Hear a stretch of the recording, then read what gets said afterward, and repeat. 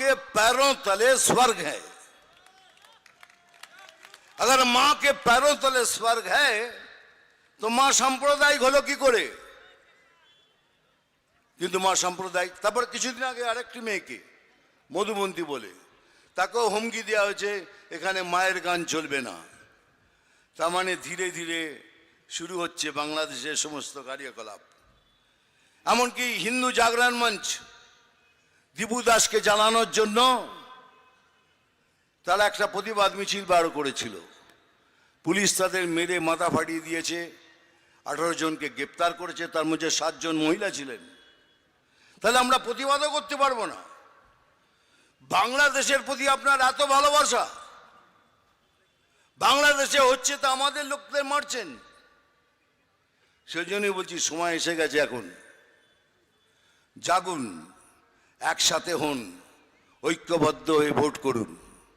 আমি শুধু আপনার নিজেদের লোকদের বলছি না, আমি যারা কমিউনিস্ট তাদের মধ্যে যারা হিন্দু আছে, হিন্দুত্বকে বিশ্বাস করে তাদের আহ্বান করছি, যারা কংগ্রেস আছেন তাদেরও আহ্বান করছি, তৃণমূলের মধ্যে যেসব হিন্দুরা তাদের মধ্যে বিবেক আছে তাদেরও আহ্বান করছি, আসুন একসাথে মিলে আমরা এই সরকারকে এখান থেকে উচ্ছেদ করি।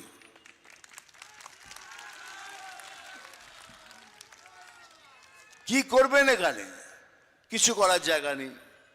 এই শুনলেন কিছুদিন আগেই আমাদের একটা কর্মীকে মেরেছে। কেন মারলেন? কিসের জন্য মারলেন?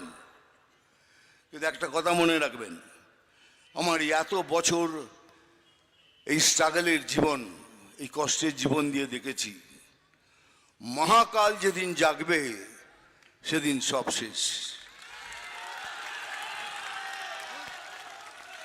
মহাকালের কবলে পড়ার আগে নিজে শুধরে নিন।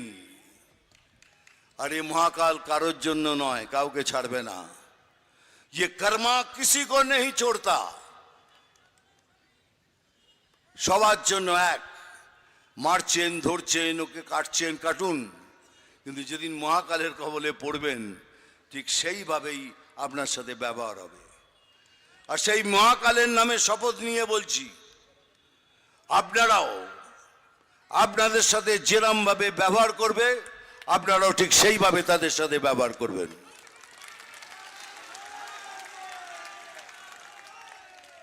বলছি তো, বাংলাদেশ ভাবছেন, কিন্তু বাংলাদেশ ভাবলে হবে না। এই যতদিন মিঠুন চক্রবর্তীর লোকের গায়ের রক্তে এক ফোঁটা রক্ত থাকবে, कोई माई का लाल ये कर नहीं सकता। একদম একদম দাবিয়ে বলছি। আর আমার মতো এরকম অনেকে আছে যারা রক্ত দিয়ে এই দেশকে বাঁচাবে, এই রাজ্যকে বাঁচাবে। এই রাজ্যকে কোনোদিন এই হাতছাড়া হতে দেবে না। কেন? এটাই আমাদের। ওদের অনেক দেশ আছে, বলতে পারেন আমাদের তাড়িয়ে দিলে আমরা কোথায় যাব? আমাদের দেশ কোনটা? আমাদের কোনো দেশ নেই। একে বাঁচাতে হবে। বাংলা হিন্দুকে বাঁচাতে হবে, সনাতনীকে বাঁচাতে হবে, হিন্দুত্বকে বাঁচাতে হবে, বাঙালিত্বকে বাঁচাতে হবে, আর এই পশ্চিমবঙ্গকে বাঁচাতে হবে। আর যেতে গেলেই আমাদের সবাইকে কিছু না কিছু স্যাক্রিফাইস করতে হবে, কিছু কুরবানি দিতে হবে, স্যাক্রিফাইস করতে হবে, কিছু আত্মত্যাগ করতে হবে। তাই সবাই মিলে তৈরি করবে একটা সম্পূর্ণ ভারতীয় জনতা পার্টি।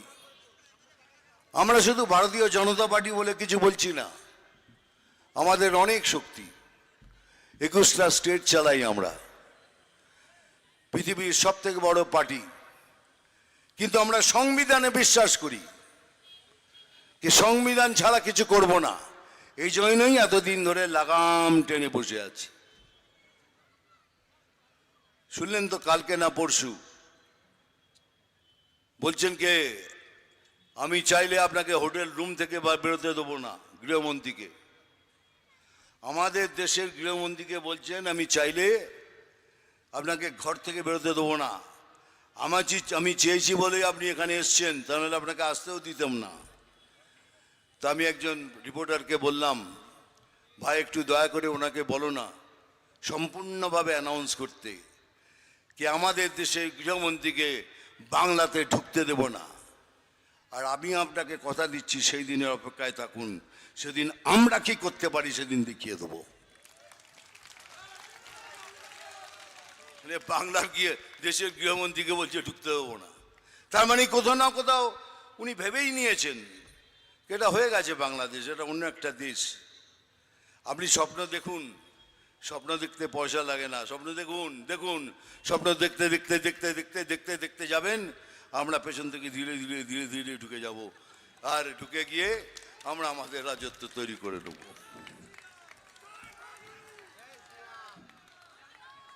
হ্যাঁ হ্যাঁ জানি জানি, বলছি বলছি, হ্যাঁ এখন ডায়লগ বলতেই হবে, কি করবো।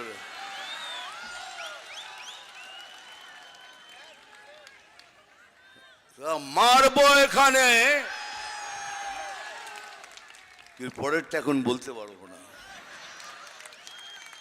সেই জন্য বলছি কি খিচুড়ি মানব, খিচুড়ি তৈরি করবো এখানে, খাবি তুই আমি এখানে সেখানে।